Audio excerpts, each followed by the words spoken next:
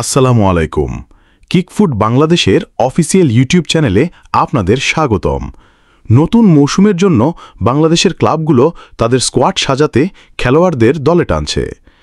2025-26 মৌসুমের বিপিএলকে সামনে রেখে কোন দল কতটা শক্তিশালী হলো চলুন দেখে নেওয়া যাক। এবার আমরা দেখব শিরোপা প্রত্যাশী বসুন্ধরা কিংসের নতুন স্কোয়াড। নতুন করে দল সাজাতে কিংস এবার বেশ কিছু চমকপ্রদ খেলোয়াড়কে দলে ভিড়িয়েছে।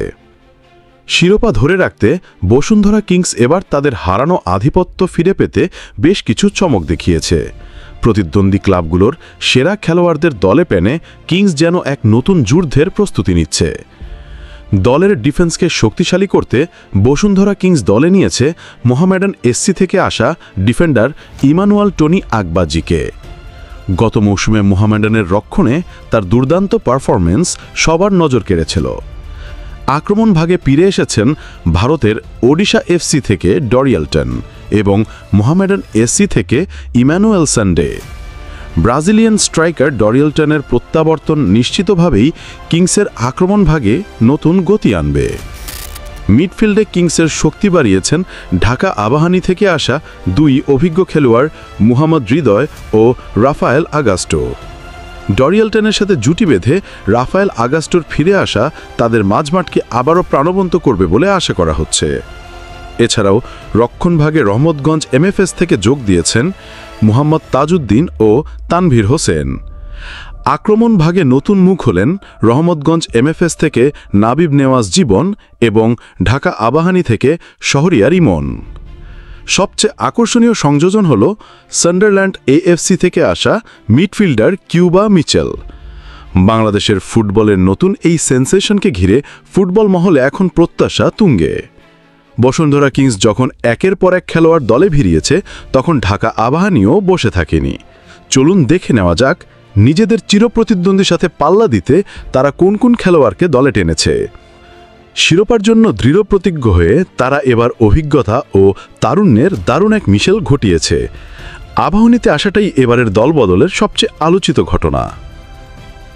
বাংলাদেশ পুলিশ এফসি থেকে এসেছেন আলামিন, সৈয়দ কোয়াজেম কারমানি শাহ ও ইসা ফায়সাল। এই তিনজনের সংযোজন আবাহনীর ডিফেন্সকে আরও শক্তিশালী করবে। মিডফিল্ডে আছেন ব্রুনো ম্যাটসো। এছাড়াও ব্রাদার্স ইউনিয়ন থেকে যোগ দিয়েছেন সুশান্ত ত্রিপুরা ও আলমগীর মোল্লা। এবার আমরা দেখব বাংলাদেশের ফুটবলের আরেক ঐতিহ্যবাহী দল মোহামেডান এসসির দলবদল। শিরোপা জয়ের স্বপ্ন পূরণের লক্ষ্যে তারা এবার নতুন করে দল সাজিয়েছে। ঐতিহ্যবাহী ক্লাব মোহামেডান তাদের কিছু তারকা খেলোয়াড় হারালেও নতুন খেলোয়াড় এনে দল গোছানোর চেষ্টা করেছে। তাদের দলে নিয়েছে ঢাকা আবাহনী থেকে আসা ফরওয়ার্ড সুমন রেজাকে। তার মতো একজন অভিজ্ঞ ফরওয়ার্ড দলের আক্রমণ ভাগে নতুন মাত্রা যোগ করবেন। তাদের রক্ষণ ভাগে ব্রাদার্স ইউনিয়ন থেকে যোগ দিয়েছেন রাইট ব্যাক রহমত মিয়া, যিনি জাতীয় দলের একজন গুরুত্বপূর্ণ খেলোয়াড়। এবারের দল বদলে বাংলাদেশ পুলিশ এফসি যেন নতুন এক ফুটবল পরাশক্তি হওয়ার ইঙ্গিত দিয়েছে। দেশীয় অভিজ্ঞ তারকা ও ভিন্ন দেশের নতুন মুখদের নিয়ে তারা এবার এক শক্তিশালী স্কোয়াড গড়ে তুলেছে। তারা দলে এনেছে বলিভিয়া থেকে পাওলো হেনরিক, ওমান থেকে ফোদাই দারবোয়ে এবং ভুটানের থিম্পু সিটি এফসি থেকে ওরজেন ওয়ানচুক চেরিংকে। এই বিদেশি খেলোয়াড়দের অভিজ্ঞতা দলের জন্য কতটা কাজে লাগে তা এখন দেখার বিষয়। দেশীয় খেলোয়াড়দের মধ্যে উল্লেখযোগ্য সংযোজন হল সাইফ এফসি থেকে রিয়াদুল হাসান রাফি এবং Bangladesh football federation elite academy থেকে মোহাম্মদ মঈনুল ইসলাম মঈন। এবারের দলবদলে ছোট ক্লাবগুলো চমক দেখিয়েছে, ছোট দলগুলোও বসে নেই। বিদেশি খেলোয়াড় এনে তারাও নিজেদের লড়াইয়ের জন্য প্রস্তুত হচ্ছে। রহমতগঞ্জ এমএফএসের হয়ে খেলবেন গ্যাম্বিয়ার আদাম আজামে, ঘানার অ্যান্ড্রু স্কোয়াডোয়াপাও ও ম্যাকাওয়ের ক্লেইমেন্ট আডু। ব্রাদার্স ইউনিয়ন দলে নিয়েছে সেন্টার ফরওয়ার্ড সানডে চিজোবা নোয়াডিয়ালু, নেপালের অঞ্জন বিস্তা, ইউকেডোরের ফার্নান্দো প্রেজেন্টারো এবং তুর্কির মার্কোস সিলভা।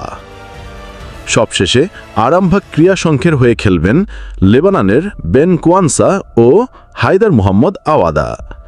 এই ছিল এবারের দলবদল মৌসুমের কিছু উল্লেখযোগ্য খেলোয়াড়ের তালিকা।